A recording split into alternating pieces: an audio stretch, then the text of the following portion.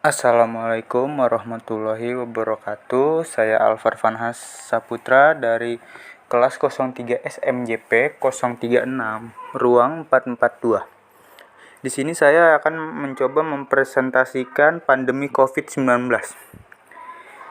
Yang pertama itu saya akan menjelaskan tentang gimana sih cara kita menjaga protokol kesehatan atau 5M. Dari sumber halodoc.com, yang pertama itu kita harus mencuci tangan. Rutin mencuci tangan hingga bersih adalah salah satu protokol kesehatan yang cukup efektif untuk mencegah penularan COVID-19. Untuk hasil yang maksimal, cucilah tangan dengan setidaknya selama 20 detik beberapa kali sehari, terutama saat sebelum memasak atau makan, setelah menggunakan kamar mandi, setelah menutup hidung, saat batuk atau bersin. Yang kedua itu dengan cara memakai masker. Pada awal pandemi COVID-19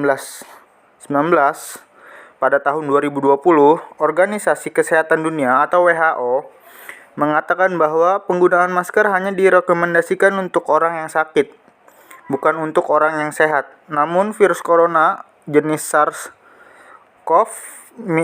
SARS-CoV-2 benar-benar baru, sehingga protokol kesehatan bisa diubah-ubah seiring bergulirnya waktu.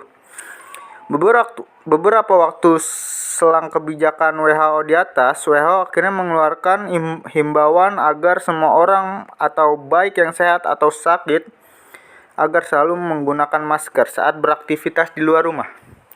Lalu yang ketiga, dengan cara menjaga jarak.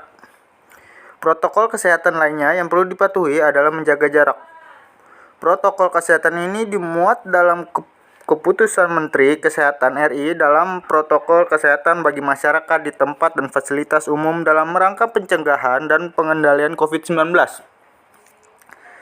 Di sana disebutkan menjaga jarak 1 meter dengan orang lain untuk menghindari terkena droplets dari orang yang berbicara, batuk, atau bersin, serta menghindari kerumunan, keramaian, dan berdesakan.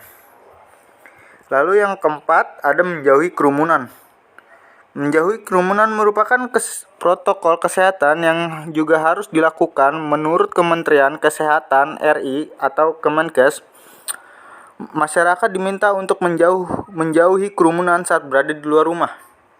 Oleh sebab itu, hindari tempat keramaian, terutama bila ada yang sedang sakit atau berusia di atas 60 tahun atau lansia. Menurut riset, lansia dan pengidap penyakit kronis memiliki resiko yang lebih tinggi terserang COVID corona atau COVID-19. 5. Mengurangi mobilitas. Jadi semakin banyak kita menghabiskan waktu di luar rumah, maka semakin tinggi pula terpapar virus ini. Oleh sebab itu, bila tidak ada keperluan yang mendesak, tetaplah berada di rumah. Menurut Kemenkes, meski sehat dan tidak ada gejala penyakit, belum tentu kita pulang ke rumah dengan keadaan yang masih sama. Pasalnya virus COVID-19 ini dapat menyebar dan menginfeksi seorang dengan cepat. Lalu selanjutnya, tindakan pencegahan sehari-hari, yaitu yang pertama dengan mencuci tangan sering-sering. Yang kedua ada hindari menyentuh mata, hidung, dan mulut. Yang ketiga ada biarkan anggota keluarga yang sakit atau memiliki masalah kesehatan untuk tinggal di rumah. Yang keempat ada tutupi mulut saat batuk atau bersin dengan tisu, lalu buang tisu ke tempat sampah. Yang kelima, bersihkan dan sterilkan objek dan permukaan yang sering disentuh. Yang keenam, sebisa mungkin tetaplah berada di dalam ruangan dan pakailah masker wajah jika perlu pergi keluar.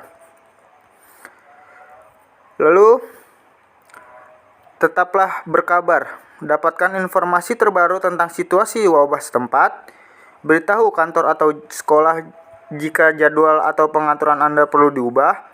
Lalu jika Anda sendiri, meminta keluarga, teman, dan penyedia layanan kesehatan untuk memeriksa Anda selama wabah ini berlangsung.